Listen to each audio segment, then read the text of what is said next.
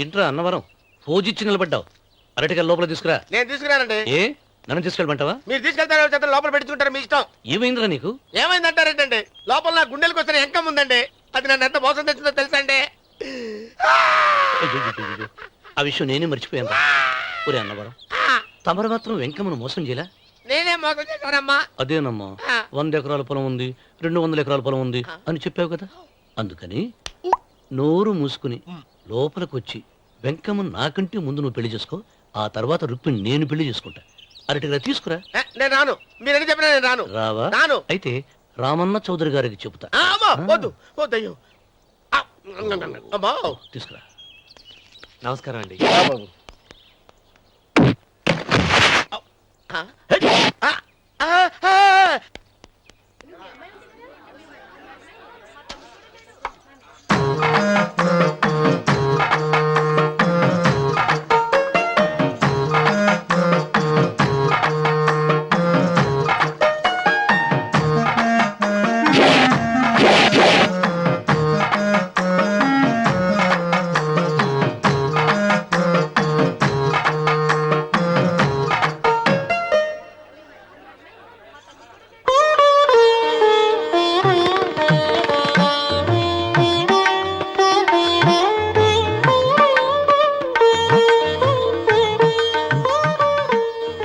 పంతులు గారు, ఇప్పటికే ఆలస్యమైంది. త్వరగా జాతకాలు చూసి లగ్న పత్రికలు రాయించండి. నేను అదే కంగారు పడుతున్నానండి.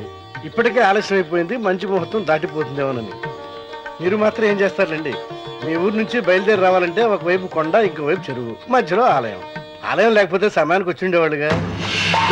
ఏడముందో తెలియని కమ్మకు తెప్ప 30 ఎకరాల భూమి నిత్యాన్నదానం కోసం అమ్మవారి దేవుడానికి రాసేసిన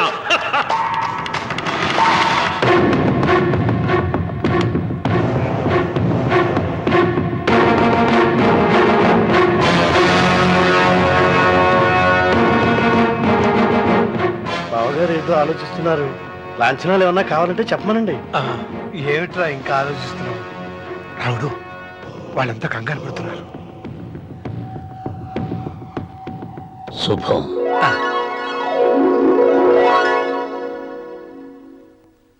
ఏం మాట్లాడుతున్నారు రావణ చౌదరి గారు?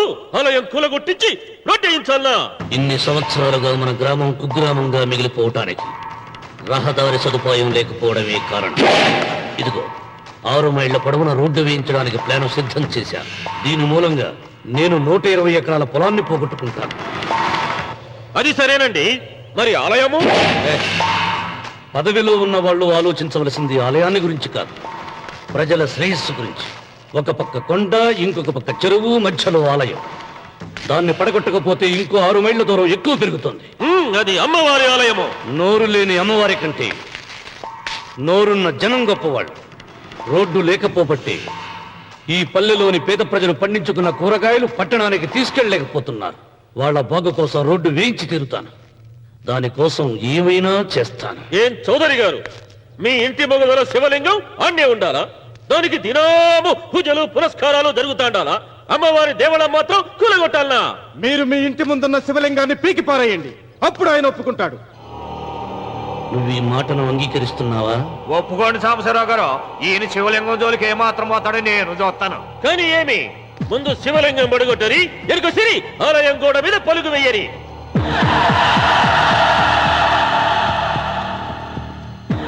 ముందుకేసిన అడుగు వెనక్కి తీసి అలవాటు ఈ రామన్నకు లేదు.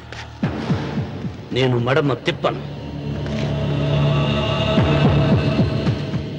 మీరు మాట తప్పితే మరణహోమమే.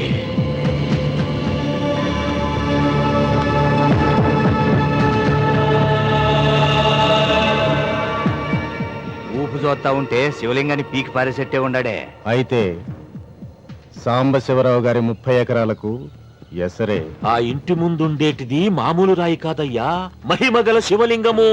తరతరాలుగా వాళ్ళ వంశాన్ని కాపాడుతాడాడే దేవుడు. చెయ్యి వెయ్యని తెలుసని.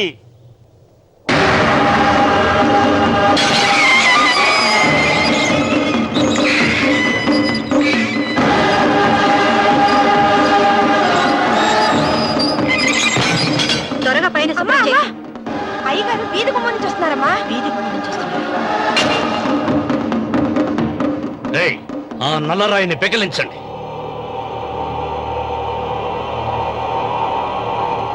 ఓ, మీరందరూ హిందువులు. మీకు కళ్ళు పోతాయి, మీ జీవితాలు కుళ్ళిపోతాయి అన్నారు. అయ్యా, ముస్లిం అయినా హిందూ అయినా దేవుడు దేవుడే. నేను ఈ పాపం చేయలేను. పాపం? దేవుడి ముందు చేతులు కట్టుకుని నిలబడటమే శాపం రా. నేనే పెకలిస్తాను.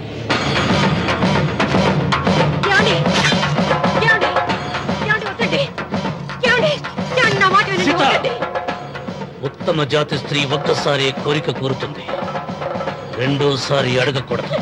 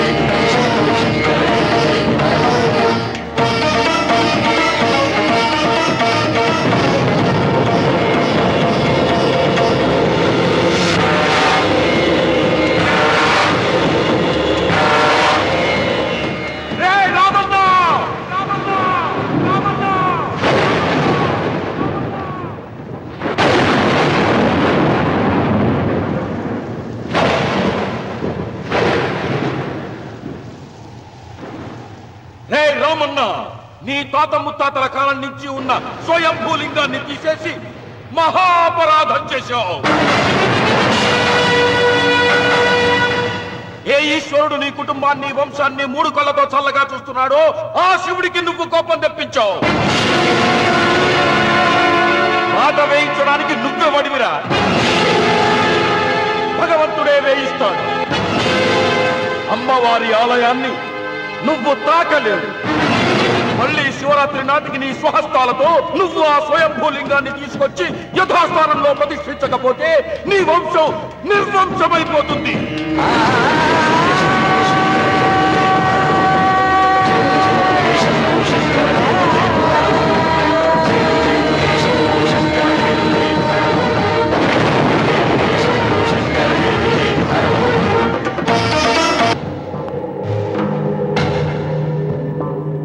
శివలింగాన్ని మీకు చెరులో మారేశాడు. ఇంకా గుడి మీద కూడా వస్తాడు. ఎక్కడొస్తాడు? జటాధర స్వామి శపించాడు కదా, జారిపోయి ఉంటాడు. రామున్న మొండివాడు పాపారావు. శాపాలకు తాపాలకు లొంగిటోడు కాదు, వస్తాడు. అతను వచ్చే లోపే పొలం ఆక్రమించుకోకుండా దేవళం కూలగొట్టకుండా ఏదో ఆలోచించాలా.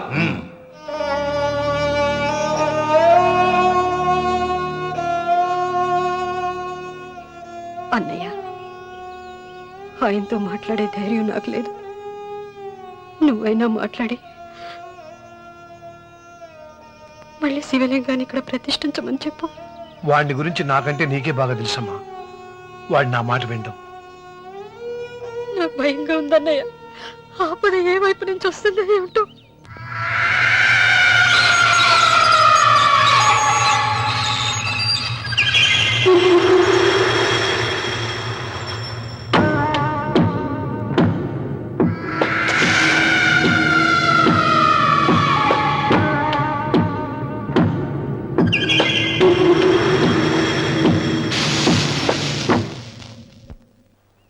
వాడని అరే ఏమిటై పని? మరి ఏం చేయమంటావమ్మా? నాన్నేమో ఆలయం పడగొట్టడానికి వెళ్తున్నారు. నా పెళ్ళి అయిపోవటం ఖాయం. ఇంట్లో కూర్చొని నీకు వంట సాయం చేద్దామని వచ్చాను. అన్నయ్య, నువ్వే ఆయనకి ఏదో ఒకటి చెప్పి ఆలయం పడగొట్టకుండా చూడాలి. నేను మాత్రం ఏం చేయగలనమ్మా? వీడి పెళ్లి వరకు ఆలయం పడగొట్టకుండా ఉంటాను ప్రయత్నిస్తాను. ఆ తర్వాత వాడి దయ. అన్వర్, అయ్యా. బండి రెడీ చేయి. రావుడు, నీతో ఒక విషయం మాట్లాడాలి. ఇలా కూర్చో.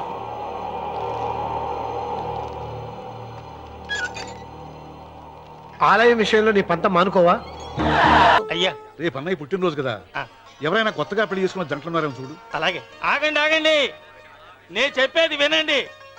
మీకందరికీ తెలుసు, ప్రతి సంవత్సరం శివరామకృష్ణయ్య గారు తన పుట్టినరోజు నాడు పెళ్లి చేసుకునే కొత్త జంటకు తాళిబొట్టు, కొత్త బట్టలు, 2 ఎకరాల పొలం దానం చేస్తారు. కాబట్టి రేపు ఎవరైనా పెళ్లి చేసుకునే వాళ్ళు ఉంటే వచ్చి పేర్లు నమోదు చేసుకోండి.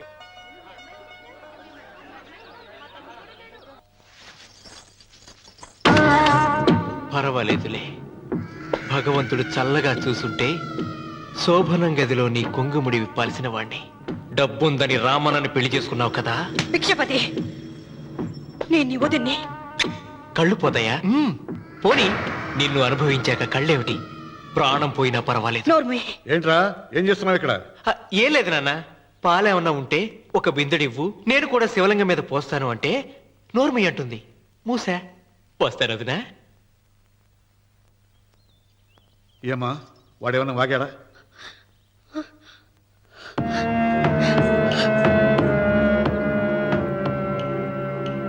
రే భిక్షపతి! అవును, అసహ్యంగా చండాలంగా వాగాను. చంపుతావా? చంపు. మీ తాత ముత్తాతలు జంతువుల్ని చంపితే నువ్వు నన్ను చంపు. చంపి నా తల కూడా గుమ్మానికి వేలాడగట్టు. ఇదిగో, పుట్టినప్పటి నుంచి సీత నా భార్య అనుకున్నాను, ఆరాధించాను. నేను తాగుబోతుని, తిరుగుబోతుని, లపూట్ వేదవునని చెప్పి ఆ సీతకు రామన్న చౌదరి గారికి దగ్గరుండి పెళ్లి జరిపించావు కదా. వాళ్ళ కాపురం కూల్చే వరకు నాకు మనశ్శాంతి ఉండదు. సీతని కట్టబెడితే పీటల మీద విషం దాకా చచ్చిపోతుందని బంగారు లాంటి రామునికిచ్చి పెళ్లి చేయించాను రా. వెంటనే నీ పద్ధతి మార్చుకోకపోతే నువ్వు తినే అన్నంలో విషం కలిపి తప్పేస్తాను రా వెధవా. వద్దు నాన్న, వద్దు. ఈ చెంప దెబ్బ ఎప్పుడో కొట్టుంటే బాగుపడుండేవాడిని. నాన్న, నీ మీదొట్టు ఇంకెప్పుడు తప్పు చెయ్యను నాన్న, తప్పు చెయ్యను. నన్ను క్షమించు నాన్న. ఏర్పాట్లన్నీ పూర్తయ్యాయా? అది ఏమైంది లోకేశ్వరరావు? 50 జంటలు నమోదు చేయించుకున్నారండి. అందులో 30 జంటలకి దానం చేయడానికి మాత్రమే మన దగ్గర భూమి మిగిలి ఉంది. మరి మిగతా 40 ఎకరాలు అంటే మన పొలం అంతా? ఈవేళ బాబు గారు ఎన్ని సంవత్సరాల నుంచి దానం చేసుకుంటూ వస్తున్నారు. కొండలైనా కరిగిపోవలసిందే కదా. మరి ఇన్నాళ్ళు నాకెందుకు చెప్పలేదు? మీరు పుణ్యకార్యం చేస్తున్నారు, మిమ్మల్ని ఇబ్బంది పెట్టడం ఎందుకని. రామన్న పేరుతో 2000 ఎకరాలు ఉండాలిగా, అందులోంచి రాసేవాడిని. అందులో మిగిలిన 60 ఎకరాలే ఇప్పుడు రాశానండి. ఆయన పేరు మీద గజం భూమి కూడా మిగలలేదు. రేపు శుభకార్యం ఆకూడదయ్యా. నూతన దంపతులు నా ఇంటి దగ్గర నుంచి నిరాశగా తిరిగి వెళ్ళకూడదు. నా త్వర జగన్నాథం, అన్నయ్య, నువ్వు ఈ సాయం చేస్తే నా పరువు కాపాడిన వాడివవుతావు. 40 ఎకరాలే కాదు, నా యావదాస్తి మొత్తం నాకు ఇస్తాను, నా ప్రాణాలను ఇస్తాను. లోకేశ్వరరావు, అయ్యా. నా కాగితాలు.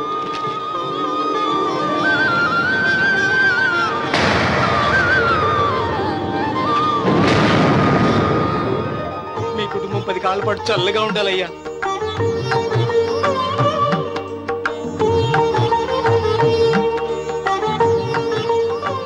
నీ పొలం వాయన దానం చేస్తాడు, పేరు తెచ్చుకుంటాడు. ఇంకా నీకే మిగులుతాది, గబ్బు లేచిపోతావు.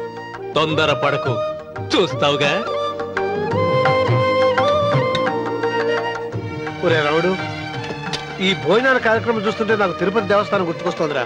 నువ్వైనా చెప్పొచ్చు కదా మీ నాన్నకి, ఈ దానాలకు అంతే లేదా? ఎదుటివాడికి ఇంత పెట్టడంలో ఆయన ఆత్మసంతృప్తి పొందుతున్నారు. ఆ పుణ్యమే ఆయన నిండు నూరేడు బతికిస్తుంది. నువ్వు అన్నం వడ్డించి. ఇదంతా నీ పుణ్యమేరా. అంత మాటలు కదయ్యా. హర హర మహదేవ్ శంభో శంకర. ఓం నమః శివాయ. పెదనాన్న, ఏం బాబు? పెదనాన్న, నాన్న, ఏమిట్రా? నాన్న నోరు. ఏమిటో చెప్పరా? మా నాన్న నోరు తెరిచి నిన్ను అడగలేక నాకు దస్తావేజీలు ఇచ్చి పంపించాడు. దేనికి? మీరు మా దగ్గర తీసుకున్న పొలానికి గాను రుణపత్రం రాయించుకు రమ్మన్నాడు.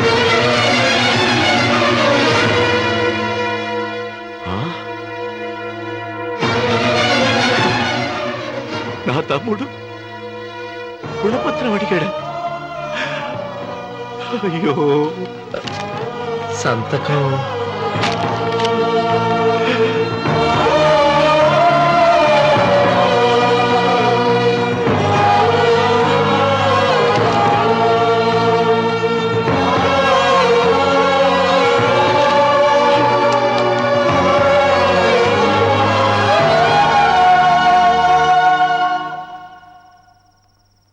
ఏంట్రా తినమేంటి? ఓహో, అన్నంలో విషం కలిపి చంపుతున్నానని భయపడి చస్తున్నావా? లేదురే, తిను. ఏంట్రా, నాకేమైంది?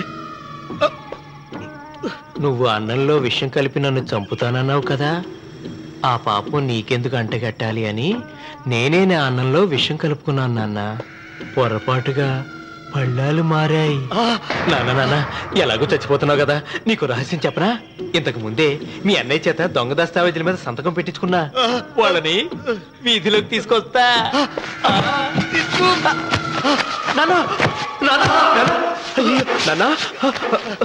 ఈ నిజం నీకు చెప్పాక నేను ఎందుకు బతికిస్తాను?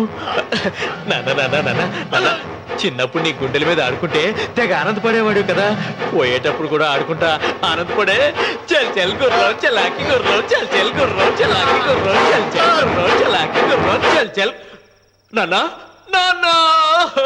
అయ్యో.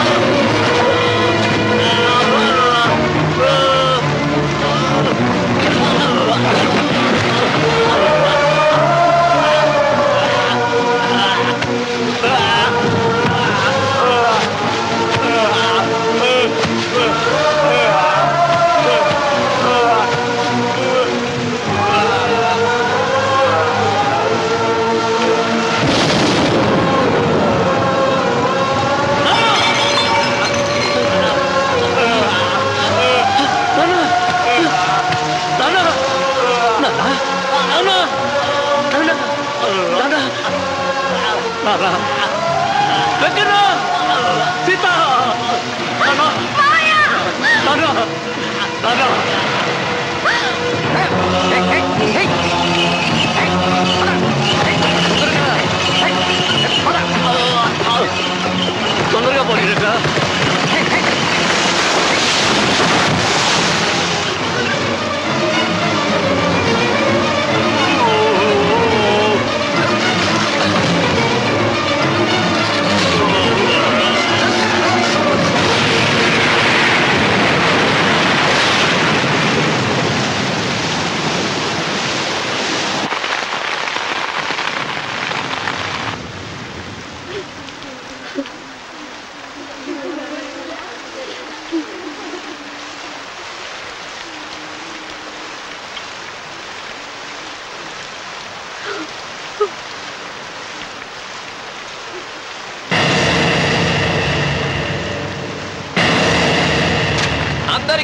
బంగారం. ఇది మా పెదనాన్న సంతకం పెట్టిన దస్తావేజు. అక్కడ మా నాన్న లేడు, ఇక్కడ మా పెదనాన్న లేడు. కానీ మా పెదనాన్న మా నాన్న దగ్గర 50 లక్షల డబ్బు, 40 ఎకరాల పొలం తీసుకున్నాడు. ఏ లోకేశ్వరరావు చెప్పు. అవునండి, నేను సాక్షి సంతకం చేశాను. ఈ అప్పు ఎలా తీరుతుందో ఆ ధర్మాత్ముడి శవం అక్కడి నుంచి తీసేలోపు చెప్తే బాగుంటుంది. భిక్షపతి మతుందా నీకు? ఇదేనా అడిగే సమయం? ఆయన తగలబడిపోతే ఆయనతో పాటు ఈ నిజం తగలబడిపోతుంది. మా అన్నయ్య ఆ ధర్మాత్ముడు రక్తం పంచుకు పుట్టాడు. ఏమయ్యా లోకేశ్వరరావు, మా అన్నయ్యకి మిగిలిన ఆస్తి ఏమిటి? ఈ ఇల్లు తప్ప ఏమీ మిగలలేదండి. సరే, 40 ఎకరాల కింద ఈ ఇల్లు పెట్టుకుంటాను. మిగతా 50 లక్షలు ఎలా ఇస్తావన్నయ్యా? ఏంటో నువ్వు మాట్లాడేది? మా రావుని ఒట్టి చేతులతో నటుడి మీద నిలబెడతావా? సరే, డబ్బు వద్దు, పొలం వద్దు, ఒక్కటిస్తే చాలు. ఏంటది? అది సీత దగ్గరుంది. అది ఇస్తే 50 లక్షల బాకీ రద్దు చేసుకుంటా. సీతారత్నం పుట్టింటి వాళ్ళు పెట్టిన 7 వారాల నగలున్నాయి. అవన్నీ నాకు ఇచ్చేస్తే నేను సరిపెట్టుకుంటాను.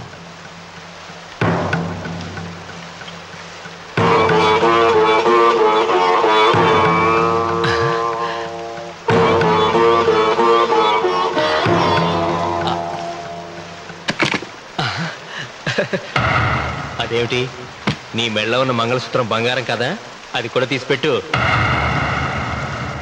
అన్నయ్య తీసేమని చెప్పు. రేయ్, నువ్వు కట్టాల్సిన మా రావుడు కట్టాలని ఖచ్చితంగా కదా ఈ పని చేస్తున్నావు? తప్పు మాట్లాడుతున్నావు శాస్త్రి. నాకు ఆ తాళి అక్కర్లేదు, ఆ 50 లక్షలు కట్టమను. మీకందరికీ చేతులెత్తి మొక్కుతున్నారు. ఒక ఐనిటి ఇల్లాలి 5వ తనాన్ని కాపాడండి.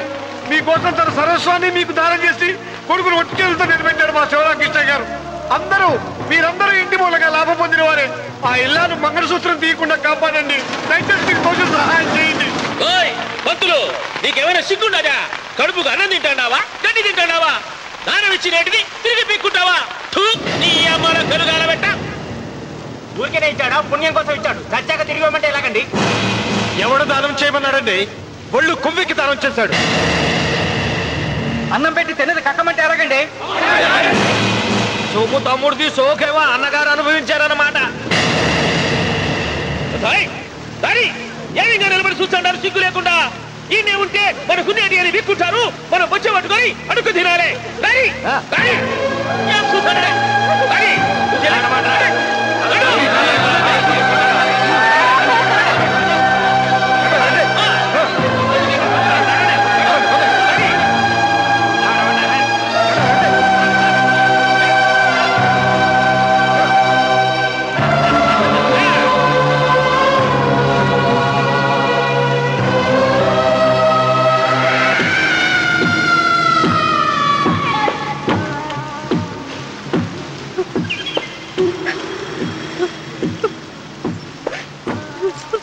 అమ్మ సీత,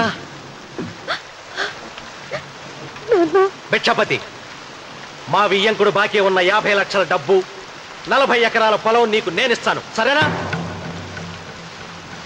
సరే,